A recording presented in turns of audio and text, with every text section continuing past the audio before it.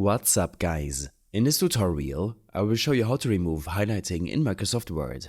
While highlighting text is a straightforward task in Word, sometimes removing it can be tricky if you're not familiar with the process. To start, open your Word document and select the text from which you want to remove the highlighting. Once you select the text, you should see a mini toolbar appear near the selection.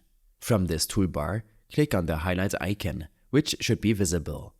Clicking this should immediately remove the highlighting from your selected text. If the mini toolbar doesn't show up, or clicking the highlight button doesn't work, don't worry.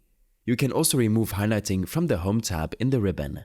Simply go to the Font section of the Home tab, and there you'll find the same highlight button. Clicking this while your text is selected should clear all highlighting. If you're still facing difficulties, there's another workaround using the Paste Special function. This method involves removing all formatting from the text, which includes the highlighting. Here's how to do it. First, select the highlighted text you want to clear and press Ctrl and X to cut it. Place your cursor where the text was, then go to the Home tab and click the small arrow under the Paste button. From the drop-down menu, choose Paste Special and then select Unformatted Text.